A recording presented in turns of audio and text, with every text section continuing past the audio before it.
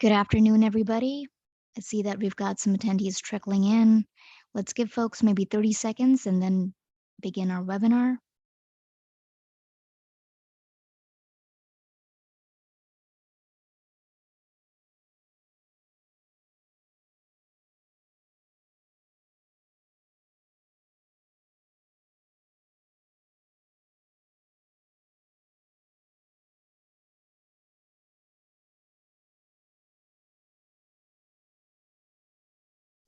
All right, let's go ahead and begin. Good afternoon, folks. Thank you so much for joining us for our webinar today. My name is Reem Tariq.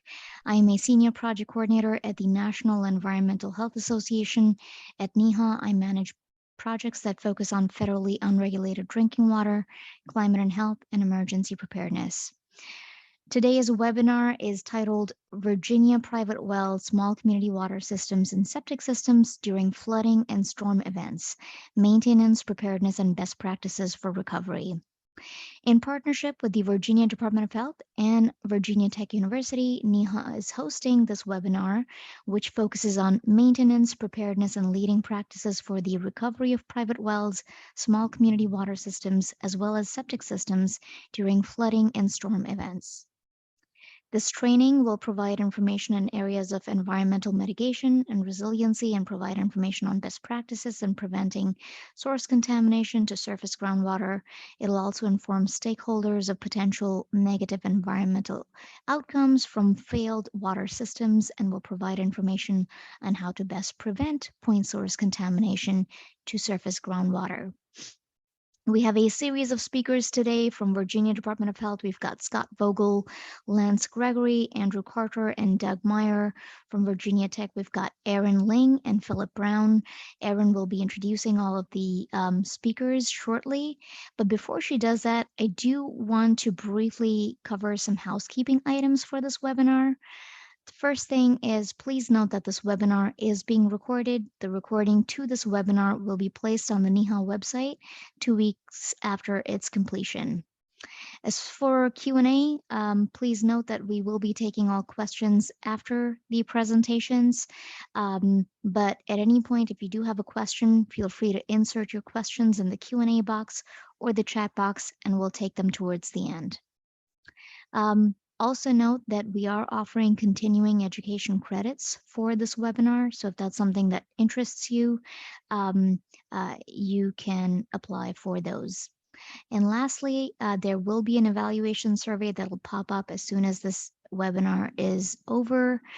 Please do take that survey because it does help us in planning for future webinars. And with that, I will turn it over to you, Erin. Great, thanks, Reem. Thanks for having us here today.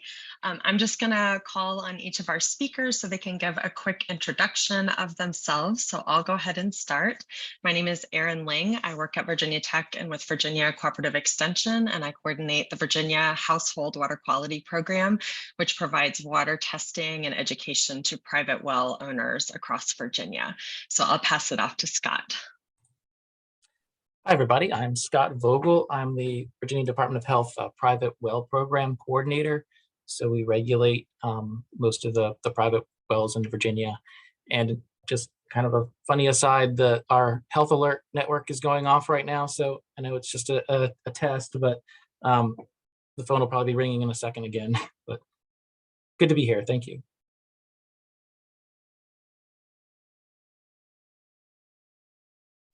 Sorry, I was having trouble with my mute button there. Okay, Lance, do you want to go next? And then Andrew, since you all are in the same room. Hey, I'm Lance Gregory. I'm the director for our division of on-site sewage and water services here at VDH. I work with Scott and Andy, and happy to participate today, and look forward to the feedback that we receive. I'm Andy Carter with the Virginia Department of Health and the Office of Environmental Health Services, and happy to help out. Great, thank you. And let's pass it on to Philip Brown, also with Virginia Tech. Hello, I'm Philip Brown. I'm an extension specialist in soil sciences and septic system education at Virginia Tech.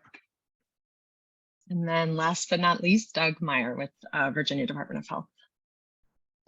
If everyone can hear and my computer is working, and even if not, I'm Doug Meyer. and I'll be presenting for the public or community water systems. Great. Thank you all for being here, and thanks to all of today's attendees. This is just a quick overview of our presentation today. We'll start out talking about private wells, then move on to septic systems, and then Virginia small community water systems. You will notice some common themes that come up throughout and some things we may reiterate or repeat a few times because they're really important. But basically moving through this process of general good maintenance and construction, planning before a storm or flood, during a storm or flood, and then recovery after an event has happened. So that's kind of the way we're passing through all of these. So I'll go ahead and get started talking about private water wells. So just to distinguish between public and private water supplies, public systems or community water systems, which we will address later in the presentation, may be run by a local government, a PSA, homeowners association, or a private company. They are considered a public system if they serve more than 15 service connections or 25 people for more than 60 days out of the year. And non-community systems can fall into two categories, transient or non-transient. And these systems are regulated under the Safe Drinking Water Act by the EPA, and in Virginia by the Office of Drinking Water.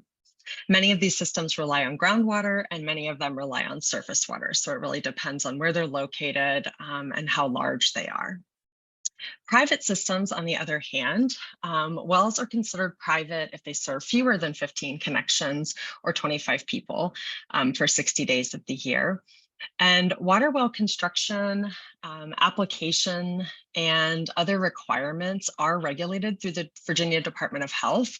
And those regulations in Virginia have been in effect since 1990. But there is no requirement for maintenance or regular testing after the approval of a private water well. It's completely the responsibility of the owner. And so that is really the function of the program that I coordinate, and I work closely with our colleagues at Virginia Department of Health to help support this audience with their testing, maintenance, and rehabilitation or remediation and treatment needs. So I also just want to go into a little bit more detail. Most of you are probably familiar with what wells are, but generally speaking, in Virginia, wells can be either drilled or bored. And there can be a big range in terms of what they look like, how deep they are, anywhere from 20 to greater than 1,000 feet deep. Generally speaking, we're going to go into a little bit more detail about this, but we want them to be located at least 50 to 100 feet away from sources of contamination. And there's some general features that are in place on a well-constructed and properly maintained well that help protect it from surface water contamination. So obviously that's a big part of what we're talking about today, is keeping water that's been on the surface recently from entering our deeper groundwater, which in many cases can be at least microbiologically more safe for humans. I do want to acknowledge that there are other private water supplies out there. So the vast majority of the systems that we see that are private are wells, but we do occasionally see springs in Virginia. Those tend to be more common in the western part of the state where we have more mountainous terrain. But a spring is basically where the water table intersects with the hillside. And so these can be, they are often used as a source of drinking water, although that's not regulated by Department of Health. So that would be a choice that a homeowner would make on their own. And generally speaking, these can be highly susceptible to contamination from surface water because they are so close to the surface. So we do support people in testing these water supplies and trying to make sure that they're safe for consumption if that's what people are using. And I will also acknowledge that sometimes we hear about people using other supplies of water, including cisterns or other rainwater catchment. These also have water quality challenges, and so we support homeowners who use these systems too. But most of what we're talking about today is going to be private wells. So generally speaking, private wells in Virginia, private water supplies, about 1.6 million people, or a little bit more than a fifth of the population, relies on private water supplies. So quite a few folks. There's a study, there are a couple studies out there now documenting that there are some disease outbreaks that can be associated with these systems. It is rare that these systems are tested regularly by people who own and use them. And it's also rare to have data collected to actually tell us much about these systems. So this can be something that's relatively hard to understand from a data standpoint, but our program, because we do collect and summarize water quality data for these systems, has been able to point to some water quality challenges with them. Generally speaking, the homeowners that rely on these systems are responsible for all aspects of testing and managing these systems, but they often don't have the knowledge or resources to do so effectively. So that's something I would say everyone that's on this call today as a panelist is interested in helping this audience better understand their water quality, better protect their wells and the general groundwater supply, and help people address problems as they arise. I briefly just wanted to mention our program, which as I said earlier, I work with Virginia Tech and Virginia Cooperative Extension. We do offer water testing and education programs in about 65 counties every year across Virginia. We provide confidential and affordable water testing for 14 water quality parameters. These are homeowner collected samples, usually from the tap. So it does give us a relatively accurate idea of what homeowners are drinking and using for drinking and cooking, but it's not necessarily representative of groundwater across the state. We coordinate working with our local extension agents, distributing sample kits and getting samples back to Virginia Tech for analysis. And we provide interpretation of results so people can understand what their water quality tests mean and what actions they might take to address any problems. So we also have some associated applied research that we've been able to do with some of this data to help us better understand contaminant occurrence, and things like what approaches might work to help address certain issues with private water supplies. Just to give you a snapshot of the percent of the population that rely on private wells by county, this is based on the State Water Resources Plan from 2015. So it's probably shifted a little bit, but I would say generally these percentages stay pretty steady. It might surprise you, some areas of Virginia that you would think are more or less rural, having more or less private water supplies. So there are some places where you can see upwards of 80% of the population relies on private wells, and other places where relatively a lower percentage of the population does. But there are private wells in pretty much every county and most cities across Virginia. So this is an issue that touches not just rural folks, but suburban and in some cases even urban populations. So when we talk about proper well location, construction, and maintenance, just going to go into a little bit more detail here. I did mention at least 50 to 100% feet away from an upslope from potential contamination sources, not in an area that receives runoff, which means that the ground is sloping away from the well casing. The casing is in good shape, doesn't have any cracks or damage, and extends at least a foot above the ground. And there's a grout seal around the casing filling that annular space, usually made of bentonite, but sometimes other materials may be used. And we like to see what we call a sanitary sealed well cap, which is what you see in the upper picture here. And you can tell it's a sanitary cap because the bolts run up and down compared to the casing and not into the casing. This is vented and sealed and is secure on the top of the casing.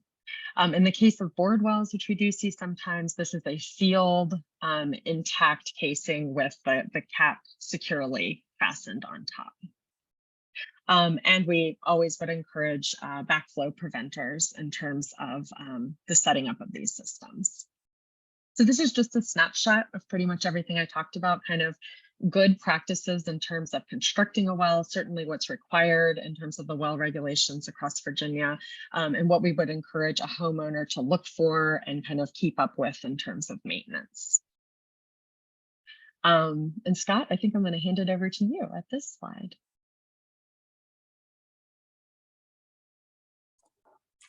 All right, thanks a lot. So this is from Minnesota Department of Health. They've got this great diagram that shows like all of what they consider to be the the best setback distances to various contamination sources. So of course, that's the location and construction of the well. Those are the two things that we really focus on with the Virginia Department of Health for keeping the water supply safe.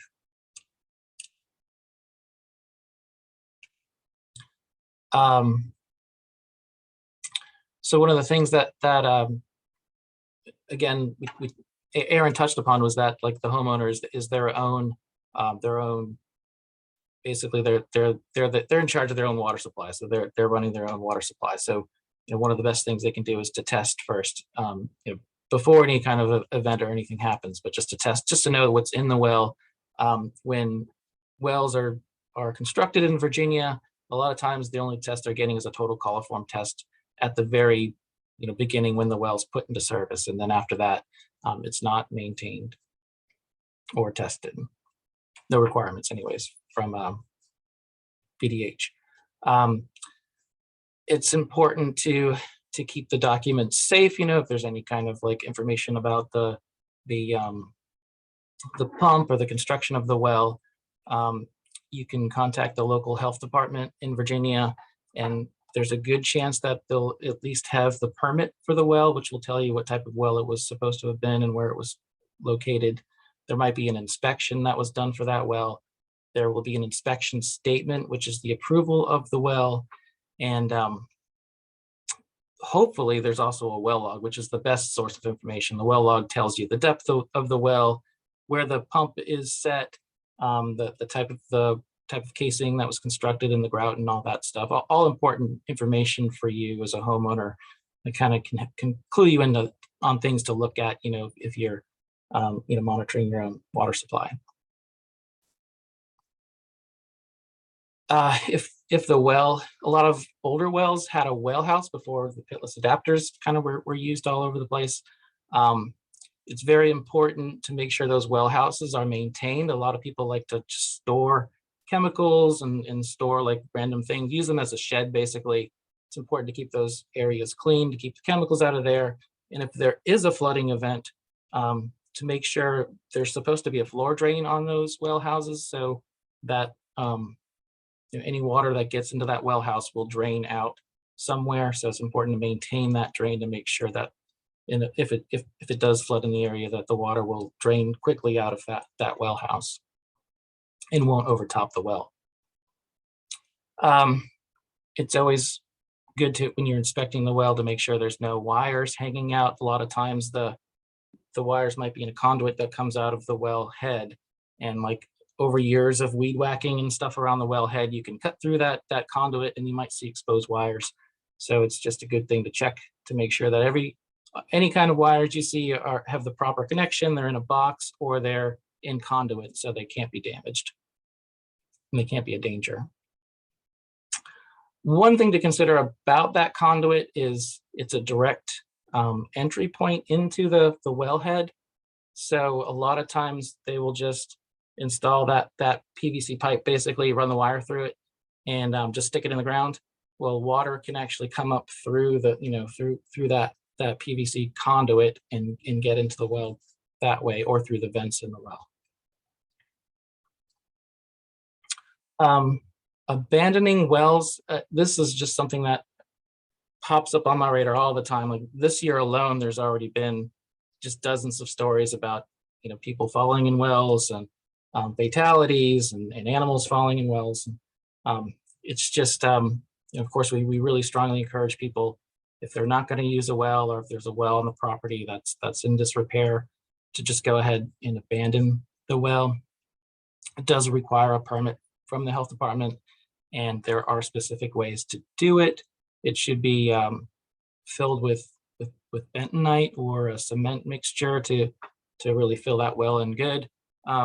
Sometimes there's a plug at the bottom and it's filled with clean fill, and then the plug at the top, or sometimes like on the diagram to the right, they stick a tremie pipe, which is just basically a pipe down to the bottom of the well and fill it from the bottom up with the cement. That's the best way to do it. So cement or bentonite. So if you're in a flood prone area, well, even before we talk about flood prone areas, there goes the HON alert again.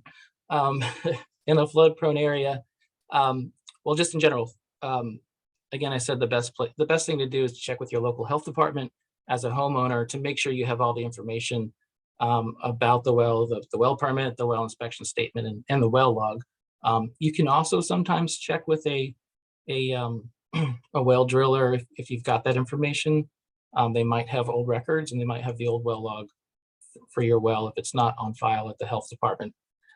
VDH at this time doesn't come out typically to do a well inspection unless there's some sort of problem, like after the well's actually in service. So the well drillers in your area are a great resource.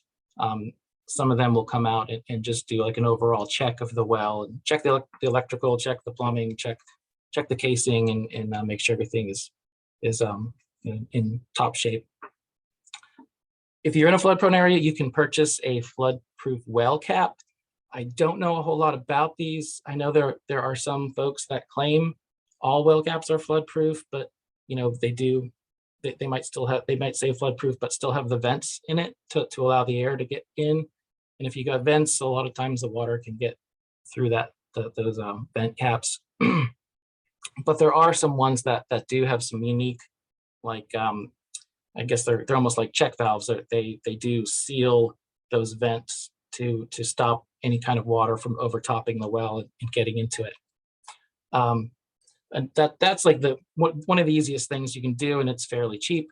I'd say the next step up from that is if you are in a flood prone area, if you're like in even like the 100-year floodplain, since things seem to be flooding in some areas more than 100 years now, it might be good to kind of research what the historic flood levels are, or where that 100-year flood lane, where that topographic elevation is, and extend the well casing above that. That's it. Again, it's fairly cheap and it's fairly easy to do. You do need a permit for that. You don't need a permit for the well cap, but you do need a permit to do the extension on the well, and it's a pretty easy thing. It's not really that complicated to do. Another thing, stepping back, looking at the area, thinking about where you're storing chemicals and fertilizers and just anything that might contaminate the well, because in a flood, of course, things are just going to go all over the place. So we want to definitely make sure that things are secured, and any kind of toxic substances are stored high and dry or somewhere safe where they won't contaminate your well or somebody else's well. And I love that picture because it's somebody extended that well and bunkered it with lots of earth around it to really keep that well protected.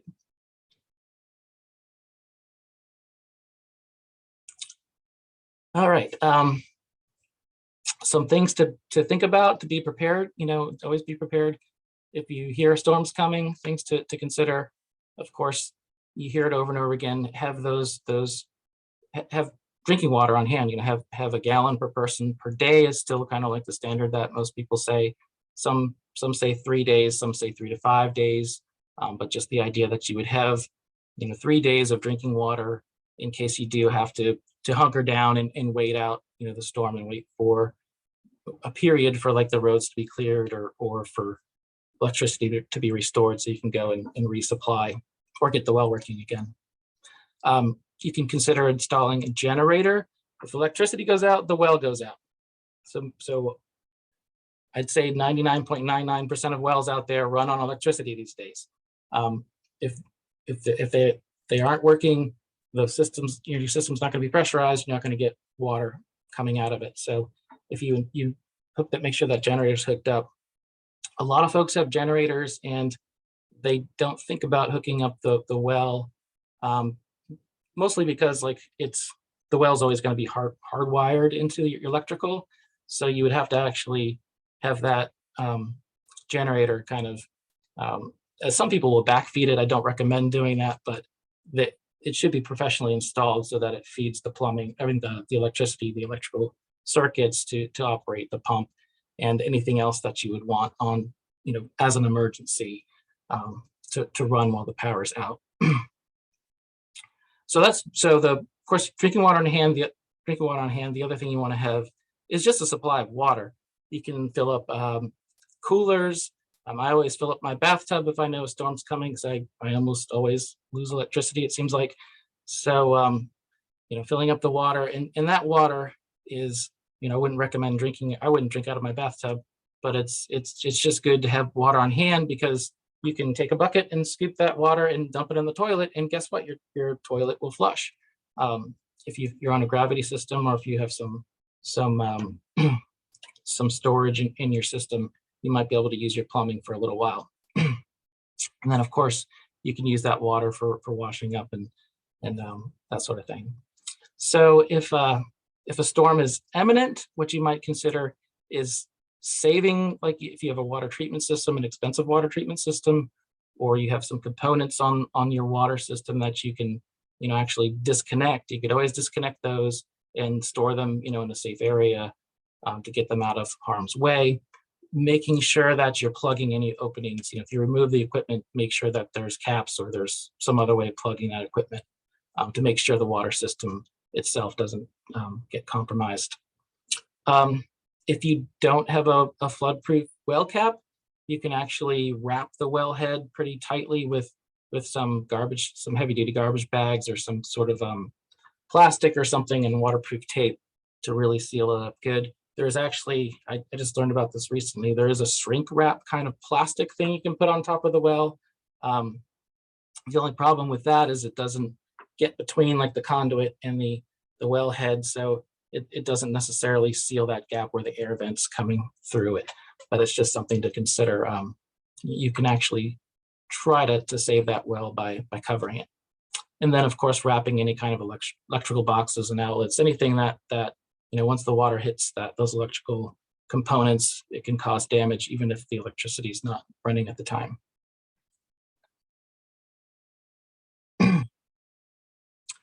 So during or after a storm event, of course, during the storm, you want to follow any of the emergency services, especially if they're telling you, to evacuate and go to a shelter. You definitely want to follow those instructions.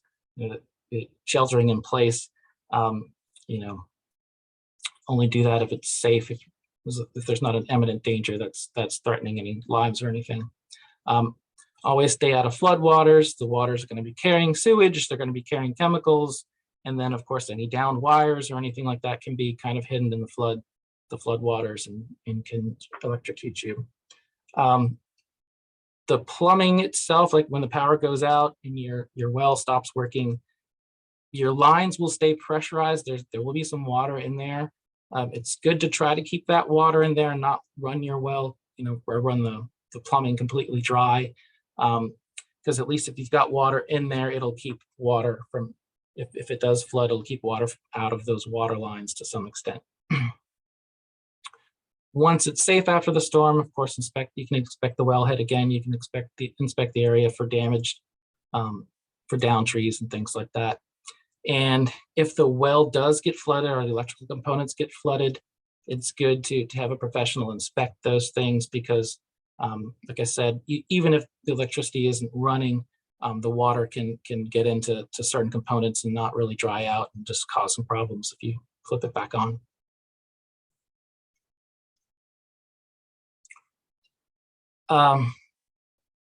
The main message, I guess, is don't use the well water if flooding has occurred. Of course, if the well has been flooded, don't use that. Pretty good chance it's been contaminated. One thing people might not consider is that even flooding in the general area can contaminate the well, depending on how that well, how that aquifer is linked to the basically to the surface water. So all that surface flooding and stuff, is going to exert pressures on that aquifer and can contaminate the general aquifer. So the best thing to do is to always not assume and to test, before you start drinking your water again. If a well is overtopped and flooded, there's a good chance that debris and sediment has also gotten into the well, and that's something you don't really want to get into the pump. You don't really want to use the pump of the well to get that stuff out. A well driller can come and use their pumping, their pipes and everything, and really flush the well out very good and get all that stuff out of there, so you don't have to worry about it. You don't have to worry about burning out your pump. These days, we do recommend that a professional do the shock chlorination. We do have the recommendations on our website on how you can shock chlorinate the well yourself, but we always recommend that a professional do it because it's not as simple as just, dumping chlorine down the well or just sticking those tablets, chlorine tablets in there. There's some chemistry involved with it to get to the right concentration and have the right contact time. And then, of course, getting it to every fixture in the house and getting it through the whole entire water system to kill any bacteria that's gotten in there. Again, having the well water tested for bacteria is going to tell you if it's safe to drink. It's going to tell you if it's been exposed to surface water. Total coliform bacteria is like the standard test, and then E. coli is usually automatically tested after that if it comes back positive. So E. coli will tell you that there's definitely fecal coliforms in there. There's definitely a high chance of pathogens being in there, and you don't want to drink it. Nitrates are another thing to test for. Generally, most wells should not have nitrates in them. That's another indication that the well has been flooded or that the aquifer has been somehow compromised by that flooding situation. And I think that does it for wells, so we'll kick it to the septic part of things. I think Andrew Carter's next. Good afternoon, everybody. Again, my name is Andy or Andrew Carter. I'm with the Virginia Department of Health. And we're going to be talking about septic systems. Let's see here. How to prepare for and recover from storms, flooding, and natural disasters. As if you're like myself, we can try to prepare for natural disasters, but when the disaster actually happens, we might not be as prepared as we think we are. So there's just some things we can try to do, and we're going to go over a few of those topics today if you have a septic system or if you're advising somebody on a septic system. First, we're going to talk about proper construction and maintenance. So why should you maintain your septic system? Think of a septic system as you would think how you maintain your car. And money is a reason. Changing the oil in your car saves the damage to the system later or having to replace the entire system. Same thing with a septic system in the septic tank. Having the tank pumped out is like changing the oil in your car. It's preventative maintenance that will help to save and prevent major repairs and costly repairs down the road. And when you do have to repair a septic system, the cost can range from the hundreds of dollars to replace a component, or it could be in the tens of thousands of dollars to replace the entire septic system. So they are not cheap. And also replacing a septic system can take up a lot of space. A lot of folks don't understand or don't realize that the septic system is more than just a septic tank. There's typically a drain field or a leach field, and that can cover a large area in your yard or on your property. And there may not be enough room for a regular conventional replacement drain field or septic system. So it could even be a more expensive alternative system that could be required. And also, why should you maintain your septic system? There are fines and legal problems or issues that could arise. It is illegal to discharge raw or partially treated sewage onto the ground or into the waters of the Commonwealth. Basically, you can't have sewage surface on the ground or into the creeks or streams in Virginia or in most states or all states in the U.S. All human occupied structures are required to have a means of sewage disposal. The building departments will typically issue an occupancy permit, and they could revoke or condemn a structure if you did not have an approved means of sewage disposal.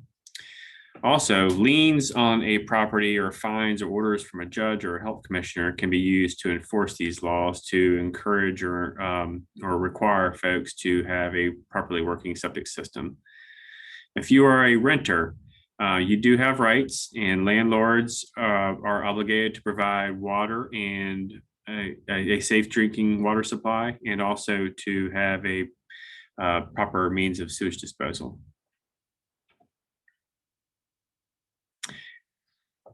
Health. In the past, you may have heard the phrase, dilution is a solution to pollution.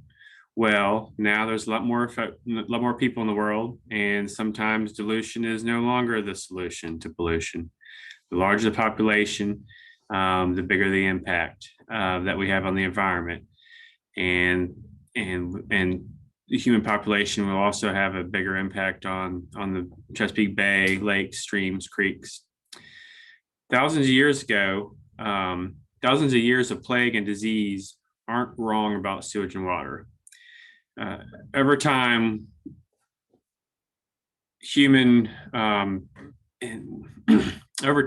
the science behind public health has realized that disease is caused by not properly having safe water supplies and also not having proper means of sewage disposal. And hepatitis, dysentery, typhoid, cholera are just certain examples of disease that have developed and from these types of issues that weren't handled properly. Health for the owner and family. Sewage on the ground or backups. Pathogens, flies, mosquitoes, bacteria, viruses, protozoa, and parasites are all topics to be concerned about with sewage. Impact of sewage waste in groundwater and surface water. Groundwater is where many of us get our drinking water, public and private wells. And setback distances and reasons for them. Nitrogen, phosphorus, and other nutrients in the Chesapeake Bay. Algal blooms and wildlife and fish kills. Pathogens, flies, mosquitoes, bacteria, viruses, protozoa, and parasites. These are all items and topics that we have to think about when sewage contaminates drinking water and surface waters. Swimming and boating, beach closures, fishing advisories, high bacteria levels. You may have seen on the news from time to time where the health departments had to close a section of a public beach, and that's could be due to high bacteria levels from sewage. Sometimes here in Richmond, we hear during periods of high rainfall, the sewers sometimes will overflow into the James River, and there's health advisories that are issued, and we have to be mindful when these periods of floods occur that the bacteria levels can rise in the surface waters. Contaminated wells, contaminating deep aquifers. If a well becomes polluted, it can contaminate the water aquifer underground. Also, there's a danger of falling into unkept septic tanks and wells. Scott also showed a few photos earlier of people and or animals that have fallen into improperly abandoned wells. Also, a septic tank, an older septic tank that has been not in use and forgotten about could collapse, and you could have unfortunate accidents. So you have to be mindful of those. Mold, permanent damage to structures when sewage backs up, drywall, etc. During these floods, you have to be mindful that there can be issues in these different structures, and the sewage backups can be a messy issue and cause mold and all sorts of problems. Here again is the setback chart. This is a pretty neat chart, and hopefully one day we'll have a chart for like this from Virginia. This is from the Minnesota Department of Health. And as you can see, all the various setbacks from septic systems to buildings, just all sorts of different structures to a well. So the health department, one of the main tasks of an environmental health specialist or a health inspector during the permitting of septic systems or wells is to ensure that these setbacks are maintained. How to identify a failing septic system? Well, there could be sewage backing up. It could be just a clog or maybe a sign of a drain field not taking on water. There could be a biomat, which is the buildup of microscopic or the dead microscopic material inside the drain field itself, and you can have a progressive failure. You could have solids moving out of an unpumped tank. Sometimes we'll hear of folks who take it as a badge of honor that they haven't had their septic tank pumped out in ever or in many, many years. That's actually could be harmful to the rest of the septic system. The septic tank catches solids, and over time the solids will build up. If you don't pump the tank out, the solids could build up enough to where the sludge could overflow into the rest of the septic system into the drain field and could prematurely cause the drain field to malfunction.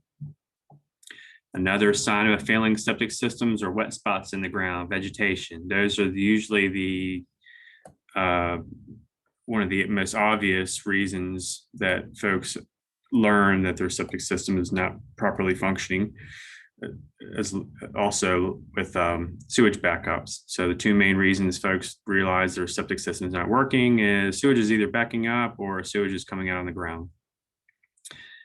A less obvious problem is groundwater contamination.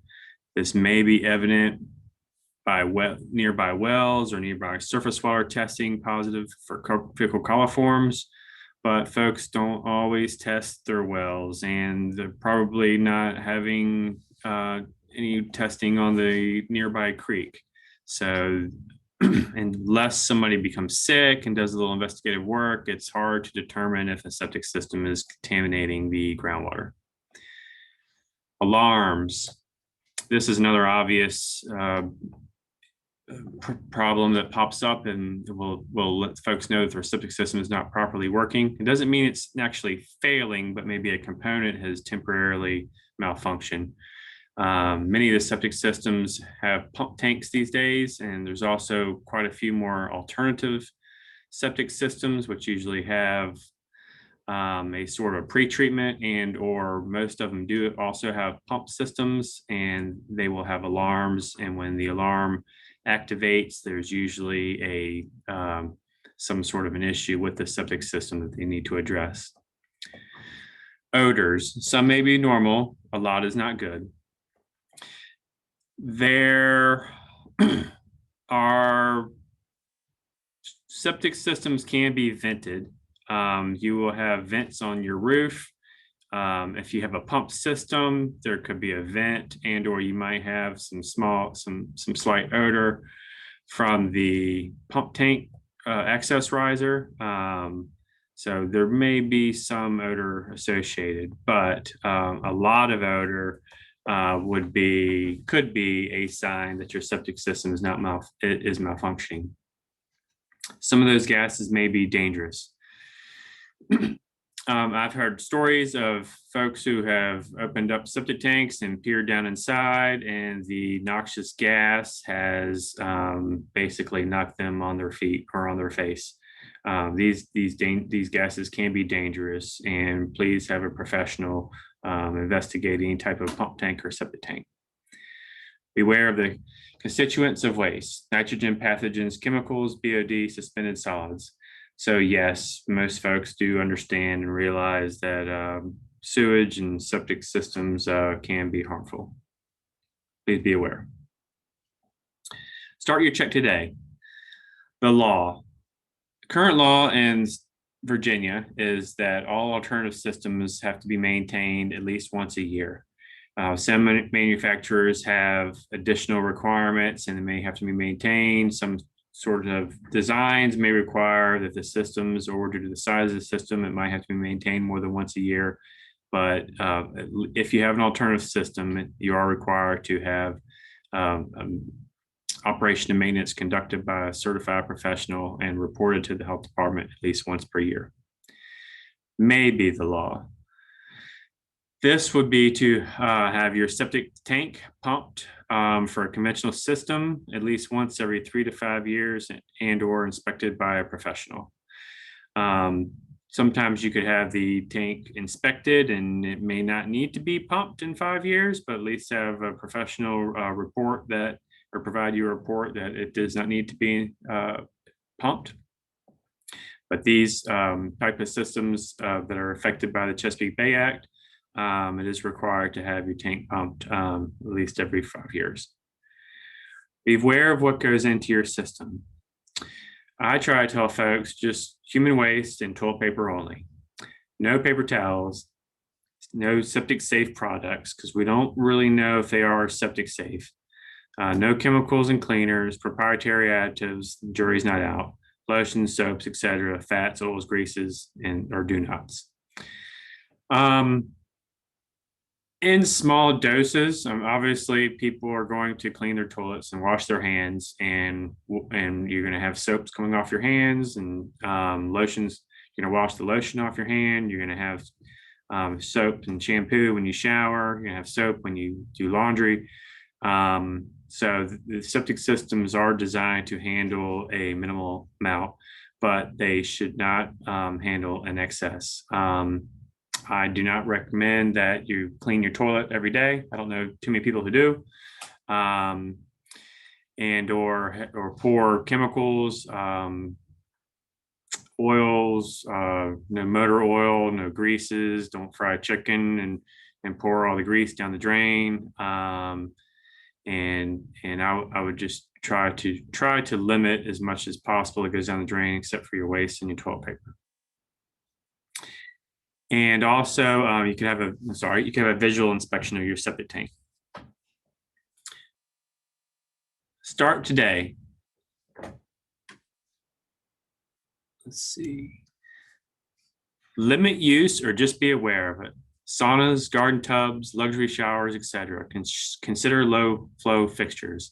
A lot of newer homes do have low flow fixtures. I think we're on the next slide. Yep. Sorry, Andrew, I keep getting the spinning wheel when I go to shift the slide, so it's bouncing a little bit. I apologize. That's okay. So you can use water if you're on a septic system, but just be mindful that it's not an unlimited supply. The septic systems are designed for particular gallons per day. You don't have to take quick showers, and you don't have to have super fast hand washing times, but I would not leave the spigot on for any kind of lengthy period of time. I would try to, sometimes you'll have younger kids who want to run the shower for a very, very long extended period of time, and just try to be mindful that, hey, we do have a septic system, and the amount of water that goes into the system, the system may not be designed if we overload it.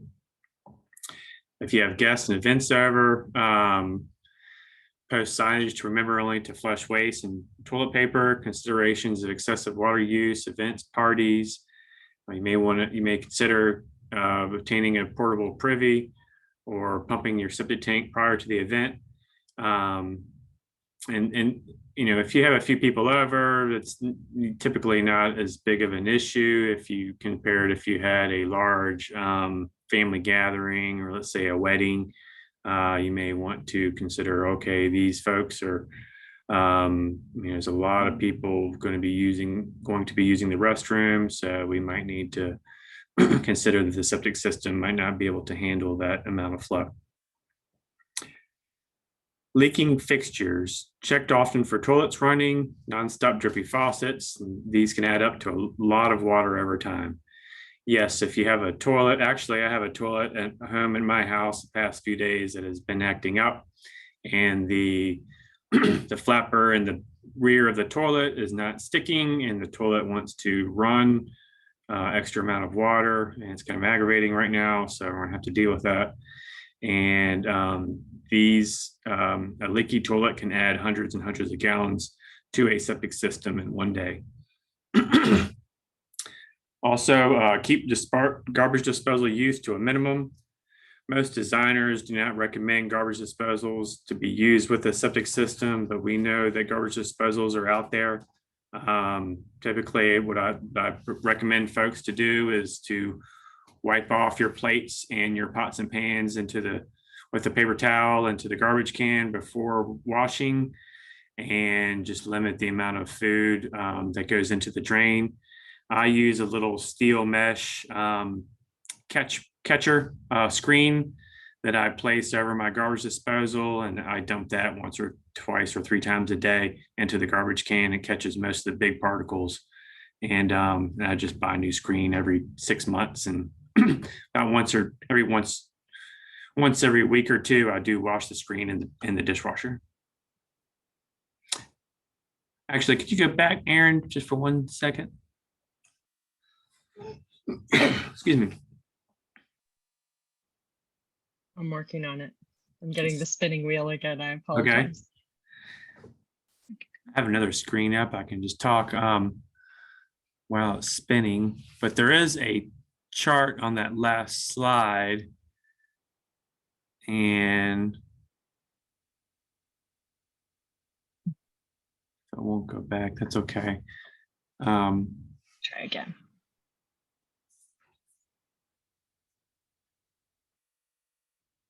There we go. There we go. Sorry about that. That's okay. So the chart on the right side, on the left hand side of the chart, will have all the different actions, and it shows you a typical use.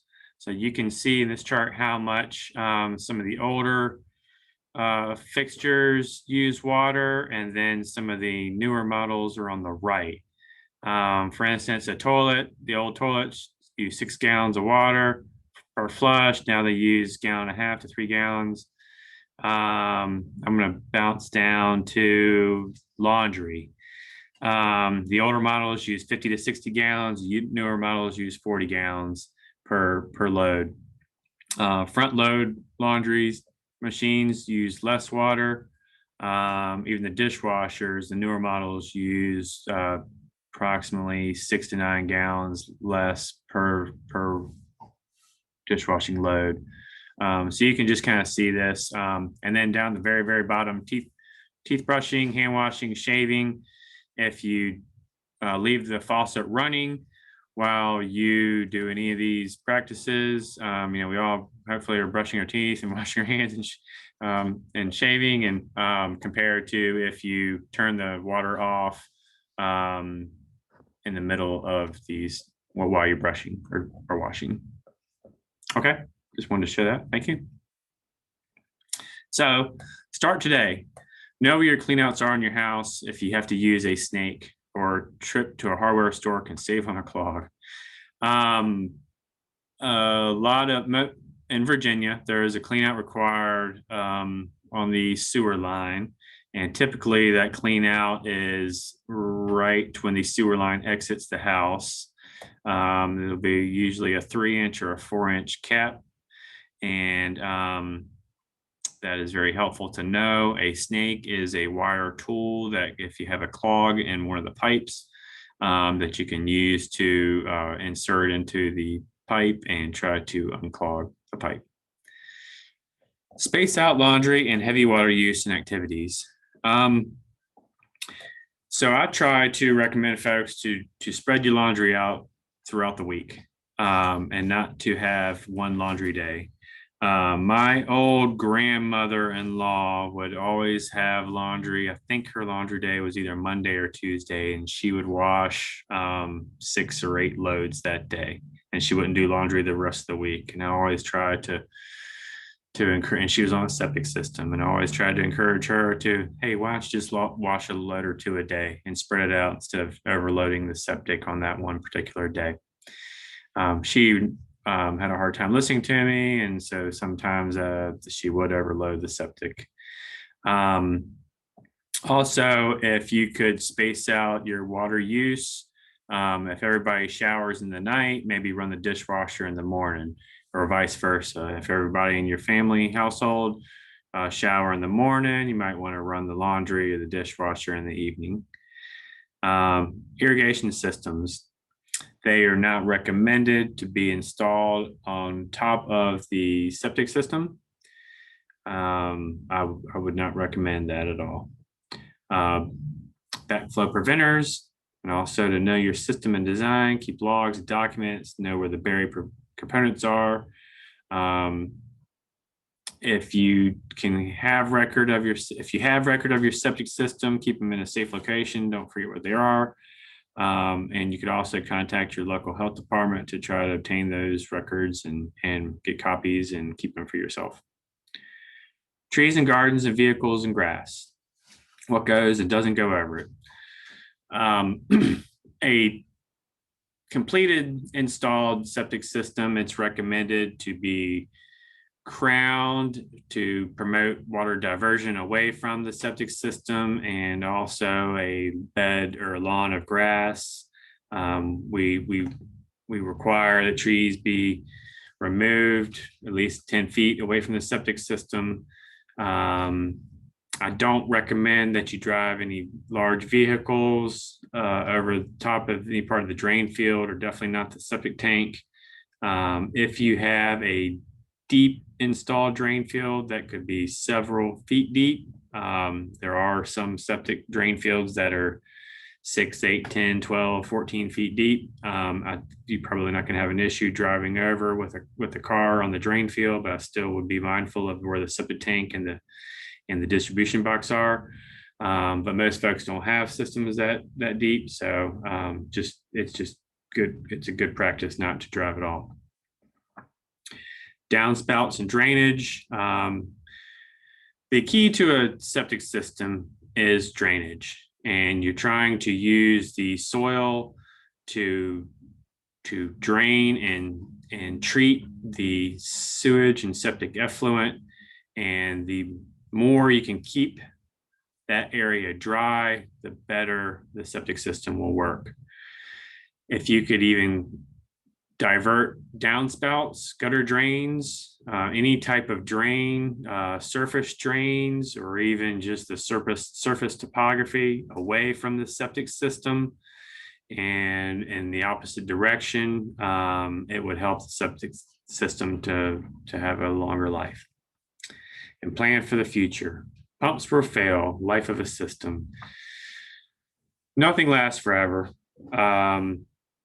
A septic pump will typically last, I've heard lately, 20 years. And a septic drain field will typically last 30 to 40 years.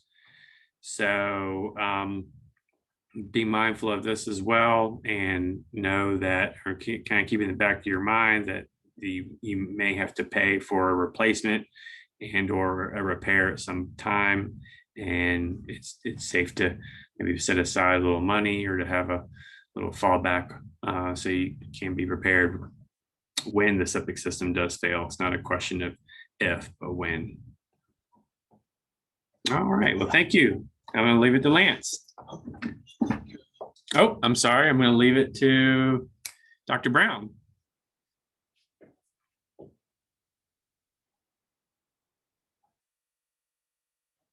Is that right?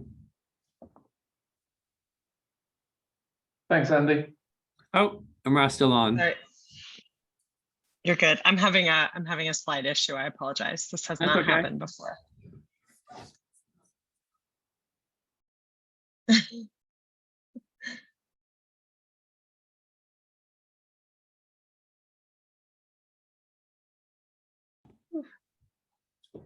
Yeah, I think it's doing it. It's just not letting me advance. Okay, sorry. Now I have to see. You can see I was trying to advance. Okay, goodness. Okay, here we go. Sorry about that, Philip. Okay, actually, it still may be some of my slides. I can try to pick up the speed a little bit. Yeah. Okay. Sorry. I thought this was a pretty neat chart. It shows the number of occupants and how septic system can handle and the frequency of how often you should have your septic tank pumped. Maintain your septic system, look for eroded areas, make sure that you have grass vegetation over your septic system. I would not try to, if you do see an eroded area, try to have the landscape repaired. Keep trees and hydrophilic plants away. A hydrophilic plant is a water-loving tree, like a willow or a maple, and those roots will clog a septic system. Also, before a storm comes, to remove dangerous trees and limbs ahead of bad weather. And here's a perfect picture of a drain field and with a graded lawn area and trees. Just try to keep the trees out of the drain field area. Be prepared to maintain your system. Just check around for wet areas. Make sure there's no really lush green, super green grass. Check for manholes, inspection parts. Make sure everything's secure and child safe, child and free from damage. Check, make sure all your electrical components are safe off the ground. That everything is properly buried below ground, that is supposed to be below ground, and check any type of valves from for your home for backups. And some non-gravity systems may not have backflow preventers. Check, make sure your gullies and ditches and culverts around your home are properly cleaned and that they will drain when necessary. You may need to call the county or the city to maintain culverts and ditches. Look for any type of exposed wires, caps, risers, ground slips away gently away, and divert all drainage, roof gutters, swales from the septic system. Check the entire home is electrical is safe from surges and flood-proof any sensitive components by elevating or installing flood-proof components. And this is kind of what I said, to have a the area over the leach field or the drain field mounded to divert surface water away. You can see this is kind of like a turtle's back to just try to get the water moved off of the septic area.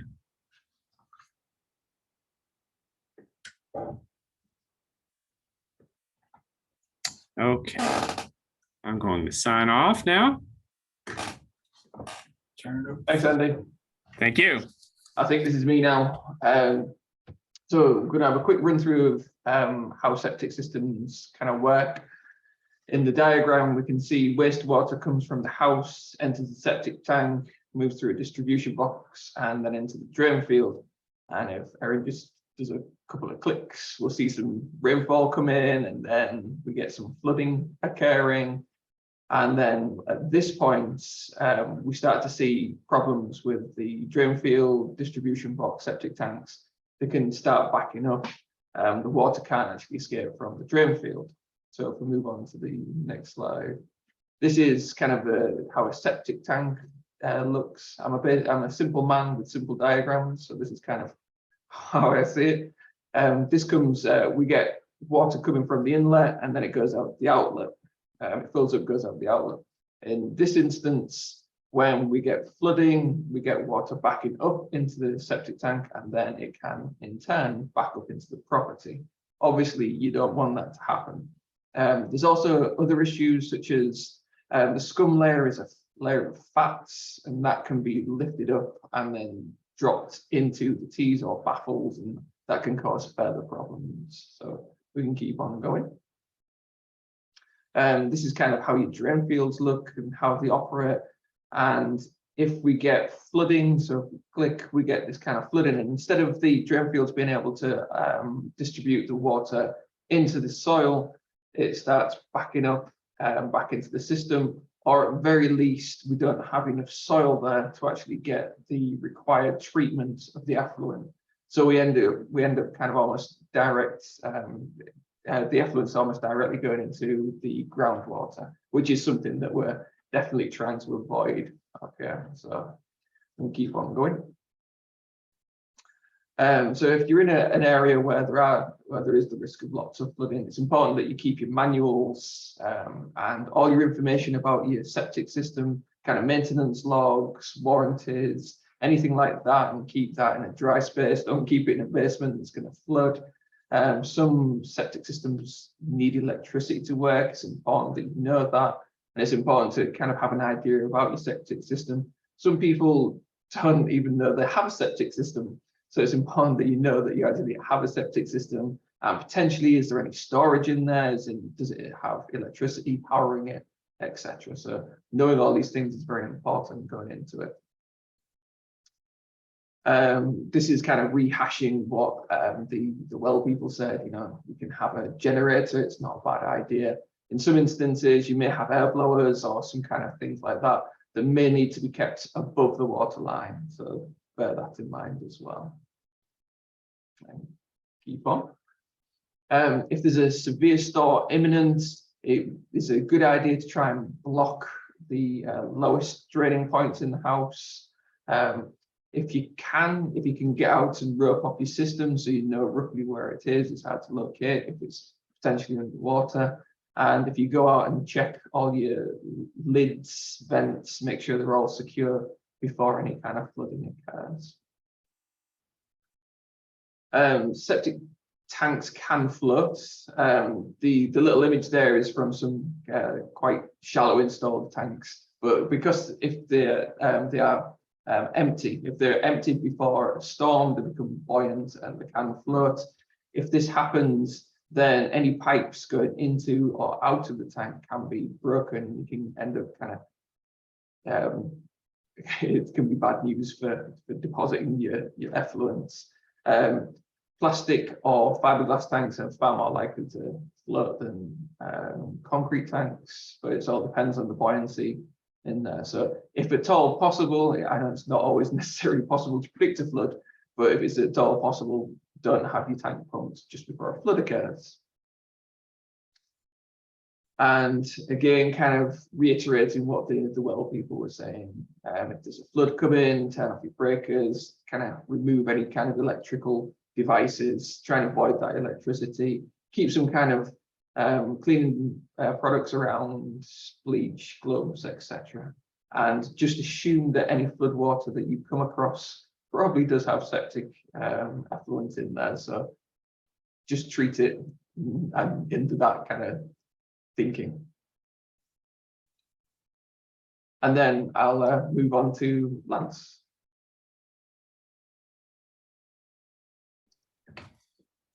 Thank you. So we'll cover a little bit of what happens after the storm. So Andy and Phil did a great job of covering kind of preparing for the storm.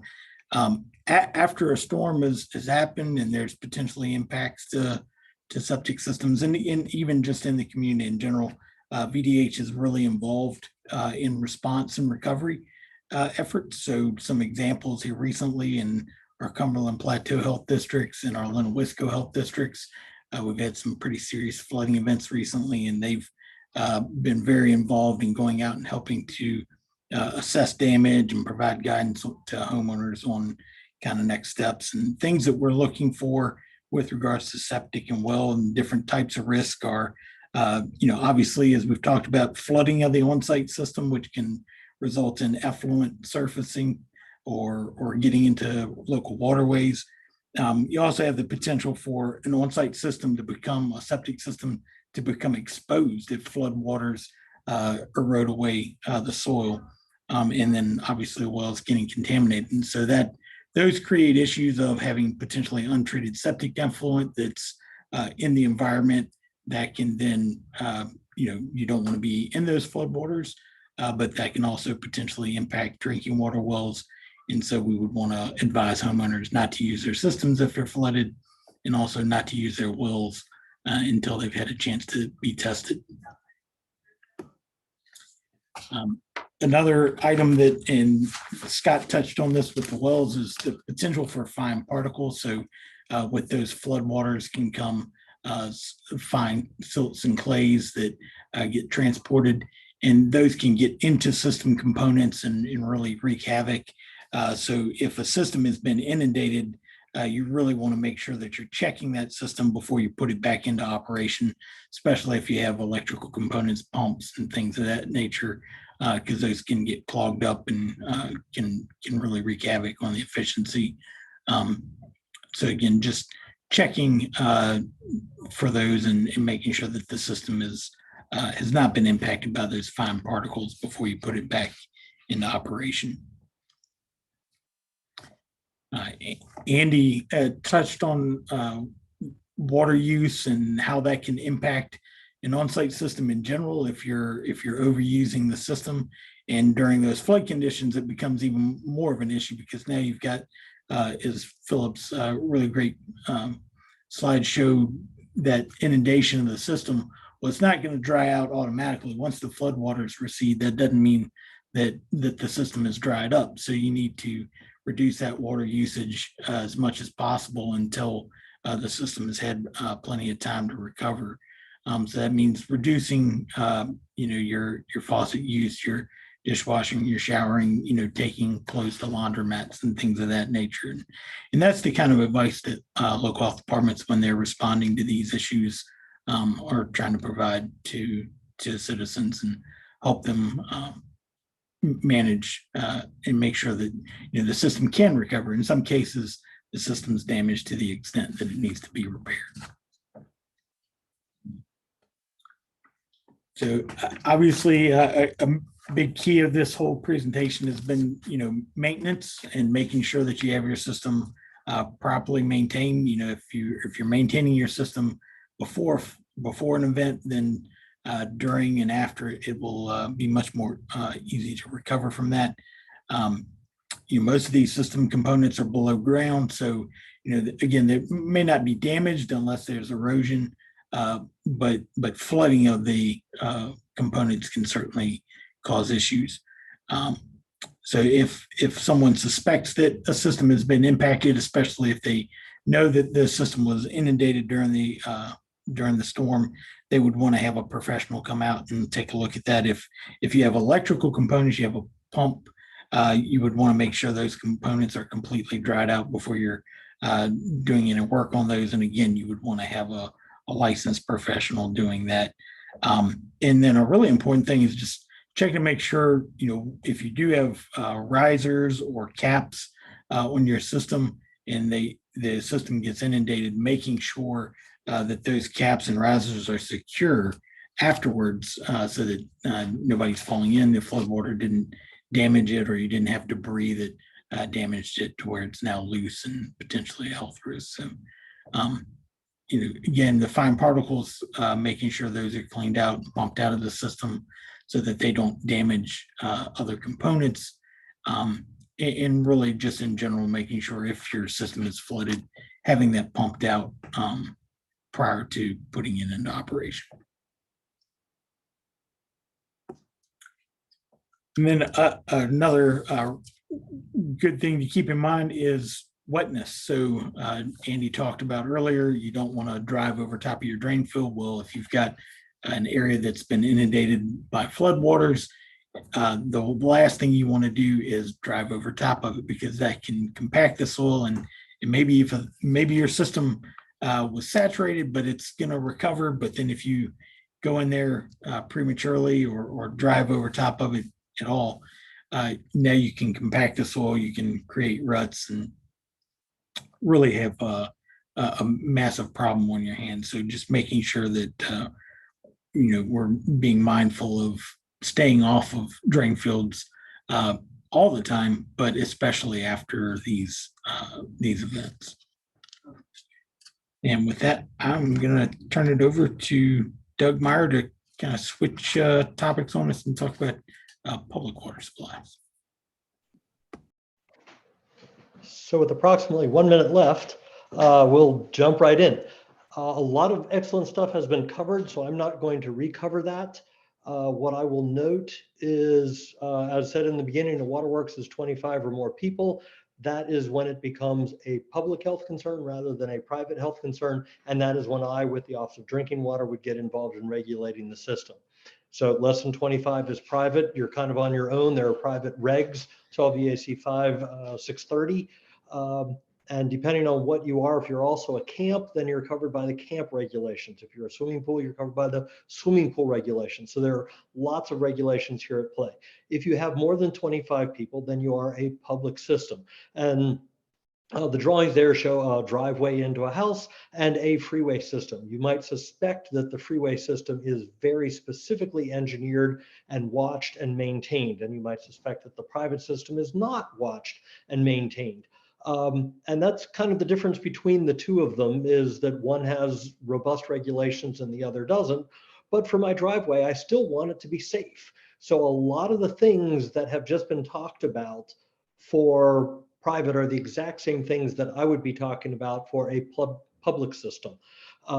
It's just a matter of, for private, it's a recommended good idea, and for the public, it's a required element. So I have lots of regulations we can talk about. I'm going to look at 360 and 545. 360 is reliability for the supply of potable water, and 545 requires a plan. So the owner of a public system, a town, a subdivision, something like that, is required to have a plan for extended power outage. And as I said, while it's not required, it's a great idea. So let's go to the next slide and jump right into reliability. So which water would you rather be drinking, the one on the left or the one on the right? The answer is pretty easy. So reliability talks about providing and maintaining conditions through the entire system to assure a high degree of capability, blah, blah, blah. So I'll start with a good system. What we've talked about a lot is if you have the right things in place, then it will work. And we have licensed well drillers, and if they install your well, you're going to be starting with a good well. The well will naturally be giving you good water and will be inhibiting problems and bad water from getting in. Then, as we've done a lot of talking about, you need to maintain that system. So that's in the provide and maintain conditions. So do the maintenance. I can't overemphasize that enough. If you're, I'll pause for just a moment to go into drain fields. We've done sampling downstream of drain fields, and I think it's 100 feet downstream of a drain field, there are no bacteria detected if the system is running properly. If it's not running properly, if your stuff is going right over the ground and you're getting raw sewage. So maintaining the system is important. High degree, this is a relative term. We have some specifics in policy about what high degree is, but consider your use. If it's just me at home, I'll have a gallon of water and I'll just go thirsty and deal with it. But what if I have an infant and I need formula and I'm doing mixing? Ooh, I definitely need water. Having that water is now extra critical, but it's in a different way. What if I have someone on dialysis? Then I need the water and I need clean water for the dialysis, and that's a matter of life and death. So those are three different scenarios, all on whatever system we're on, and you can see how the risk factor plays in. And that's where, as you, for a private system or for a public system, know what your risk and consequences are. What's the risk to the system? What are the consequences of not getting the water? So for larger, as an example, for a larger community system, we would require 2 wells. So if one goes out of service, there's another well right there. So let's go on to the next slide. And we will look at having a plan for extended power outages. And yes, we've got the folders there. And yes, we're filling the folders with all sorts of stuff. And that is required for a community system. And the regulations, you just have to have one. And the regulations require that it shall be kept current. And I'm going to emphasize this very clearly. For all the wonderful things that have been said in the previous hour, if you don't keep it current, if you don't have the maintenance records, if you don't know where your system is, it's not going to work. So by quick example, if you were a community system and you had my name in your emergency plan and you were not checking it out, you would find tomorrow when I retire that my name would no longer work. And then your whole plan falls apart because Doug isn't answering. I would even consider testing the plan. So you've got the generator, great. fire it up, make sure it works, and actually plug it in and see if it runs the things like it's supposed to run. Call the person on your list. If you're relying on a contractor to come, make sure they're still in business and the phone number is still applicable, etc. So keep it current and consider testing it. Those are requirements in the regulations, and I think they're a great idea. So how to respond, and that may be a tiered response. If there's a little bit of flooding, you know, we flush. If there's a lot of flooding, then we come in and we disinfect, and professional and flushing and disinfection and back to sampling, etc. It may be tiered depending on how bad the storm and event is. So you need to know your contacts and notification procedures. If it's just me in my house, I'm the notification procedure. If it's a subdivision or a small town, then there are lots of people potentially involved. Just work through that. Identify the contractor, suppliers, utilities. So I've got a treatment system. Who is my contractor who does that? And for that treatment system, I'm adding a chemical. Who's my supplier of that chemical? Have that written down so that in an emergency, you could just lay your hands right on it and be back in business as quickly as possible. For a lot of what we do, in addition to all the other things that have been said, which are great, I'm going to focus on flushing and disinfection.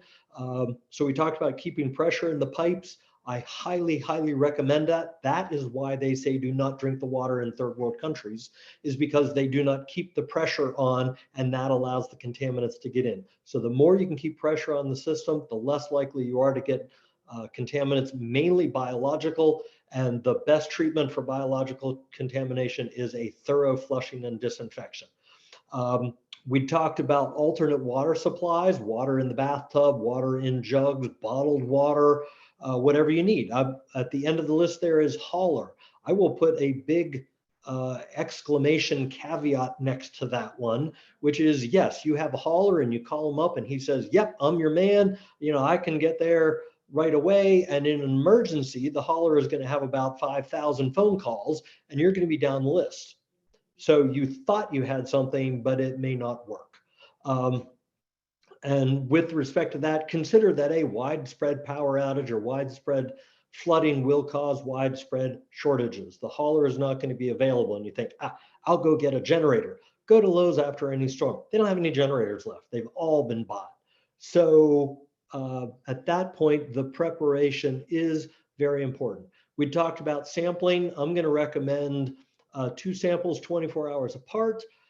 That's what AWWA standards calls for. And if you're a public system, I'm going to push for that. If you're a private system, I'm going to say it's a great idea, but 1 sample is better than none. And on laboratories, Division of Consolidated Laboratory Services has a list of certified labs. You can go anywhere you want. The certified lab may be a few dollars more, but it will guarantee that you're getting proper sampling procedure. And I think that was it. Next slide. Yep.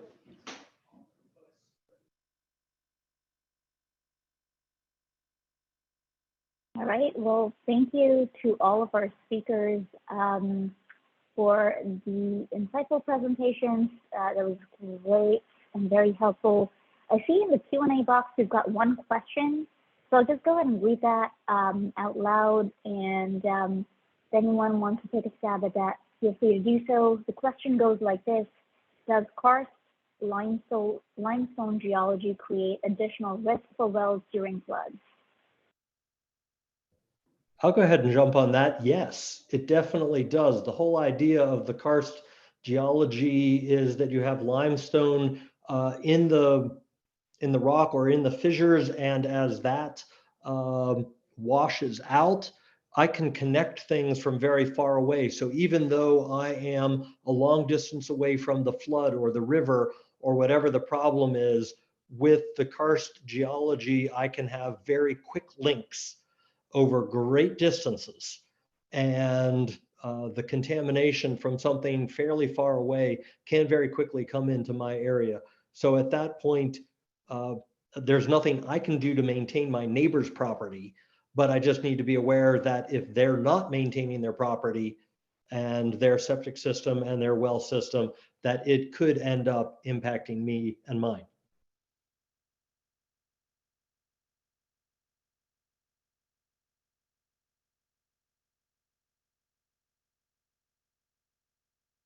Okay, thank you, Doug. I do realize that we've run over time by a bit, so want to be respectful of everyone's time. If there's any other burning questions, feel free to put that either in the Q&A box or the chat box. But if not, I don't see any questions at this point. I do want to take a moment to thank all the speakers for putting together this wonderful presentation and sharing all of your expertise with us. I want to thank the attendees for joining us and for participating. Just a reminder, please note that the recording to this webinar will be posted on the NEHA website 2 weeks from now. I believe it also might be found on the VDH website. Once you do X out of this webinar, there will be a survey that pops up. Please do take that survey. And if there are any other questions, I'm going to go ahead and drop my email in the chat box so you can connect with me.